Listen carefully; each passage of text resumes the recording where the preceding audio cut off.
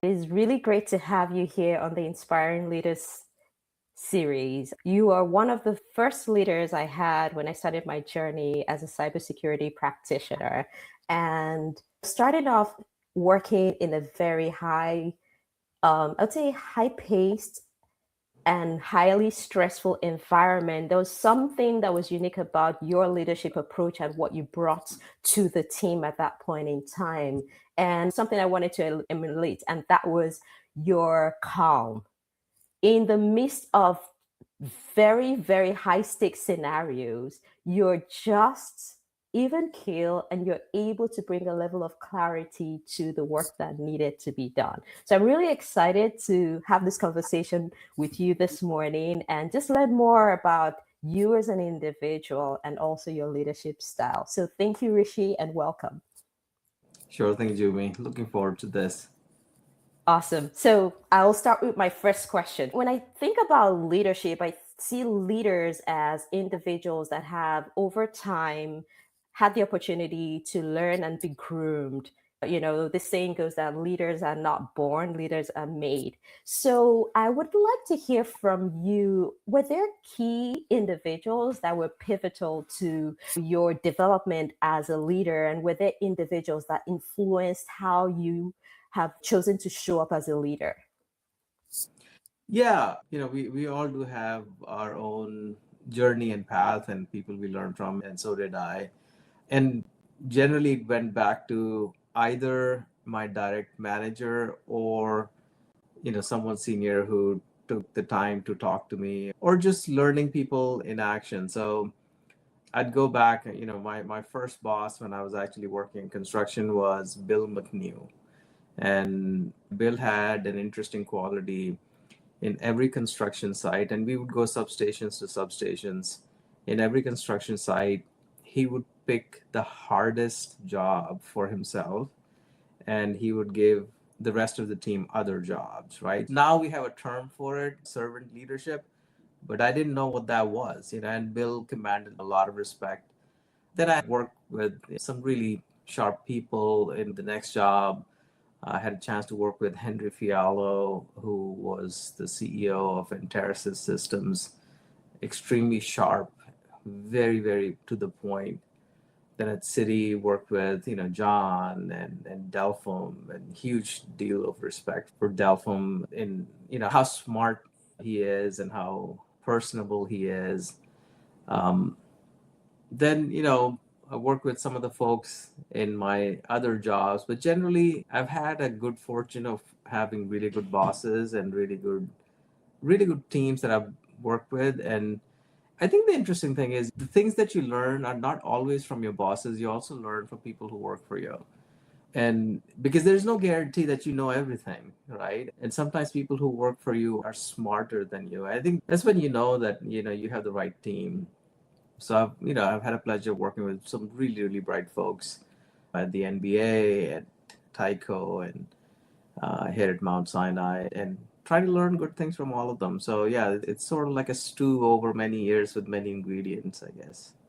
It takes a really good leader who is able to pretty much lead themselves to glean from both their peers, their managers, or folks that report to them to be able to get learnings from across those different categories. I think that means that you're very self aware and also willing to learn and adapt, right? I think self-awareness is key. You have to know what you don't know, right? And if you don't know that, then you're in trouble. And you have to be humble to understand that you cannot know everything, and you cannot be an expert at everything. But you also learn outside of work. And this is a very short story. We were in Sahara on a vacation, and we were assigned a group of 4 camels that were going to take us to our tent through the desert. And 4 camels, and then the person who was driving the 4 camels and us 4 humans drove all 8 of us. He walked and took us through this completely barren desert and took us to the tent. And I would say he was a pretty darn good leader. And he knew what he was doing, he knew what he was in charge of, he knew the destination, he knew the capability of the crew. And so you learn from all of those things. I think we use the word leader in the corporate sense, but leader is just in every part of life, sports, community, work, family. So, leader is someone who knows where the North Star is, where we should go, and kind of charts the path. I sometimes also think the organization charts are hierarchical. They should be, you know, shifted 90 degrees to the right, where the leader is forward and that people are following the leader rather than leaders on top of everybody. When you look at that kind of org chart, it still kind of doesn't sit well with me. But hopefully one day we'll change the org charts to move them towards the right. I do like that concept. So, did anything shift for you as an individual contributor to when you started managing and leading people? Was there a shift in your approach? Maybe you had more insight and visibility, because one thing that happens in leadership is, as an individual contributor, you may just have a view of your world, but as a people manager, you have privy to more information. What shifted for you from an IC to when you started leading people? Was there change in your approach? Yeah. So I was lucky when I started managing people. I started managing a small team, and I was actually going to the business school at the same time. So in business school, you get exposed to all kinds of things that you never, like as an engineer, I had never heard of or never attempted, like accounting and operations management and so forth. But there's some also self-learning kind of things, self-development kind of things. So you get like sense of a little bit that hey, the world is really big, and what that triggered in my mind was how can I be a good leader? And the fact that there's more subject matter than just technology, right? So I actually seeked out and read a lot of Harvard Business Review books. I became like a big fan of them. I think there's one just focused on how to be an effective first time manager, or I may be just completely misremembering that name, but there's one very focused on the first time managers. It was really good. I really liked it. So you get like some sense of basics. Um, but then, as you grow and as you grow older, you have more experiences, you realize it's more of an art than a science. And you could never be a taskmaster. That never works. I learned, I think, some of the great work that you've done, Jumi, and the team under you did was never done because me or somebody was demanding that work. It came organically, you know? And so that was my big revelation back in those days, where if the team is somehow motivated and is able to kind of gel together, they will produce 150% of things. They produce things that you didn't even imagine possible. And that's what you guys did. It had nothing to do with my vision or my understanding. I think it just you guys are just like extremely, extremely sharp, bright, and working together. And it just everything clicked. All the automation that you put in together, all the problems that you guys were solving, it was just like, oh, we don't like doing this. This is like too mundane. Let's just try to automate it. And I was just looking at it like every month, every other month, there are like new things happening while people were having fun. And, there's a lot of smiles and laughs in the office, so it was a very special time just seeing that. And to me personally, that sort of set the bar that hey, if you get the team chemistry to that level, and I think I used the word collective brilliance back then, if you get it to that level, then just magic happens, and you don't have to really do much. Yeah, and Rishi, I think you touched on something very important there, right? Unlocking the creative genius of your team, creating that environment where everyone comes to the table with 150% or more because the environment is conducive for them to thrive and bring out ideas that you never even thought possible or even imagined.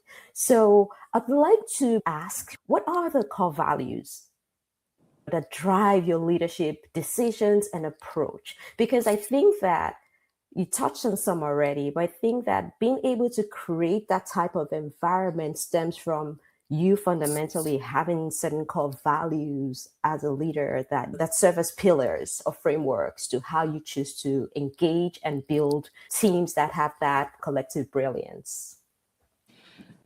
I think the few pieces to it, and I would say I did not know these values, back in the day, right? Like things click and things work, and then you realize that, oh, this works and that works and this works and that works, right? Few things. I think it is really important to have the right people. If you have the right set of people, FIFA just ended, so I'd just say, I compare it to a soccer team. You have to have strong 11 players and the subs and the coach. And if you don't, you'll have a weakness in the team, right? So once you have the strong players, then you have to create an atmosphere where people are motivated to win or to accomplish big things. And it happens if you have a bigger purpose than just work. If people love what they do or they're really interested in making things better, it could be in healthcare or sports or financial services. So having the right team, and then as a leader, your job is to remove the big boulders. Your job is to clear the path, provide air cover, so there's no hesitation in taking bold steps or bold decisions, and then just letting team do its thing. Yeah, I think you also have to lead from the front, right? Like whatever you would be okay with, whatever standard you set for yourself, the team would set for themselves. So if you as a leader are not leading through hard work and understanding of technology or understanding where we're going and so on, the team would be lost too. So focus and clarity, it does help, but definitely you have to kind of a certain point leave the team on its own to make some of those calls because they've powered, they're able to think through things that you perhaps didn't think through, and they're able to come up with really, really interesting solutions. That's fantastic. So, when I talk to a lot of people, I'd say the up and coming next generation of leaders that do not have a formal title or formal authority, they struggle with figuring out how do I still make that impact? How do I influence? So, do you have any tips on how do you influence without having formal authority?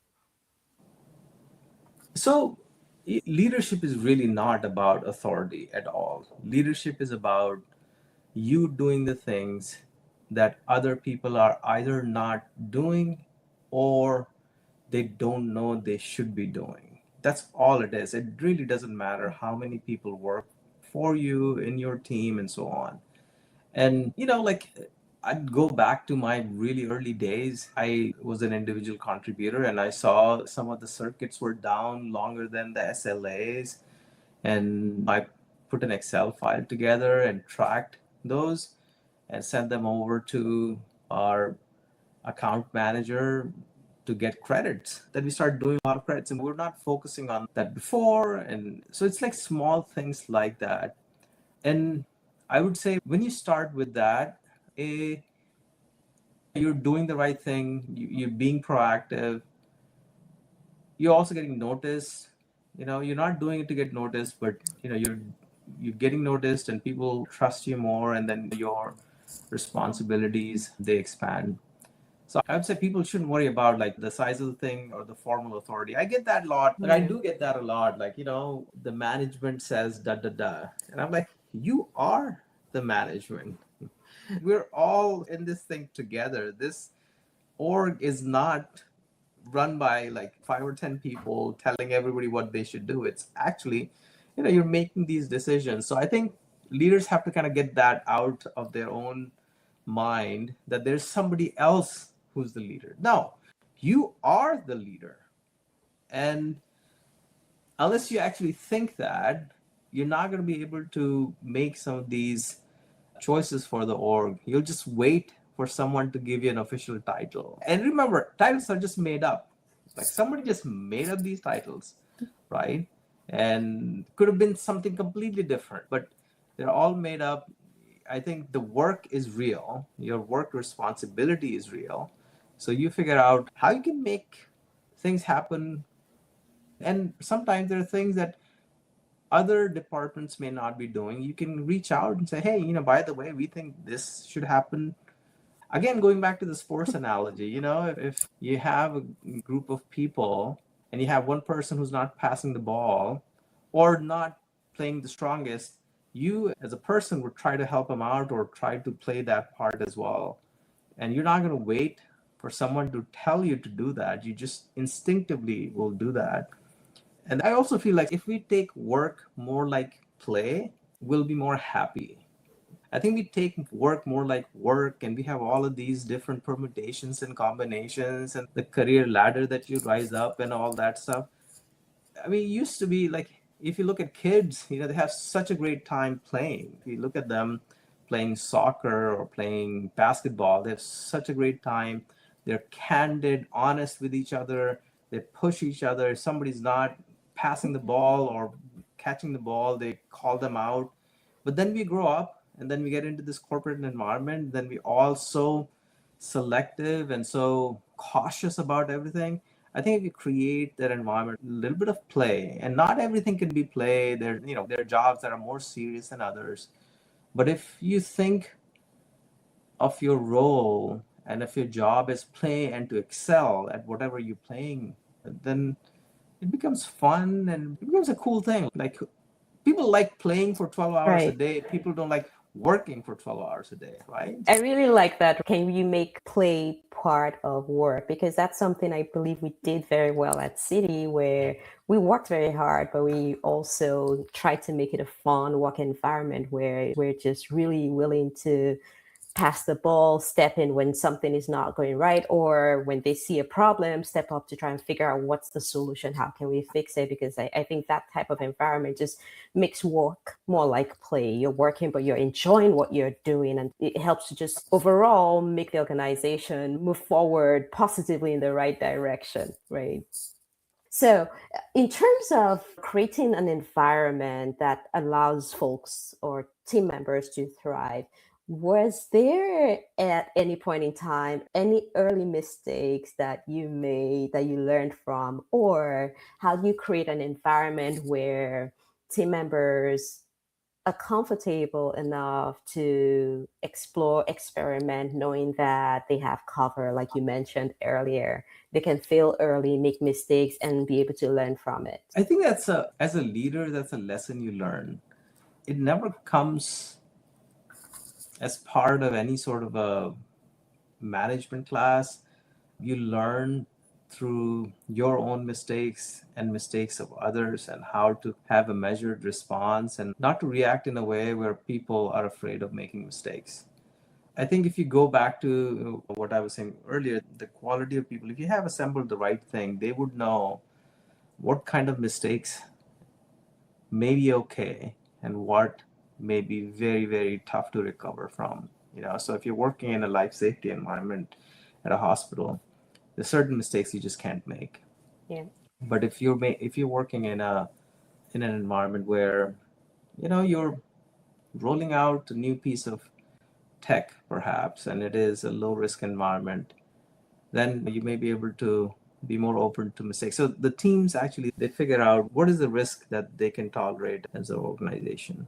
That's great. So, a couple more questions for you. So, leadership is tough, it's complex. There are lots of decisions you have to make every day. What do you do to keep yourself grounded and sane? um, I genuinely like what I do. I also try At least at home, I try not to take myself too seriously. Being interested in other things just than my core job. Yeah, I think those are the things I do. Like, it's a learned behavior. But I think the important one is you don't take yourself too seriously. Take your work seriously, but not yourself. Have very low ego. If your team says, hey, you're wrong, then don't get offended by it. They should feel comfortable to come and say, hey, listen, like, this is not the right way to go. Maybe do it the other way. Sometimes you can debate and come to a mutual agreement. Sometimes you may have to say, no, this is how we have to do it, because you may be seeing a bigger picture that they may not be. But they should never feel afraid to actually debate you on solutions or approaches. Thank you, Rishi. So one last question. What Yeah, advice do you have for the next generation of leaders? I would say just see if you can make your work as more play and get really good at whatever you're doing. Really, really good at it. Don't worry about how many people work for you or what is your title. Just be really, really good at what you do, and everything else just follows. Great advice. Rishi, thank you so much for spending the last 30 minutes with me. Really appreciate your time. And this was really a very good conversation. Thank you. Thanks, Jomi. Good to see you.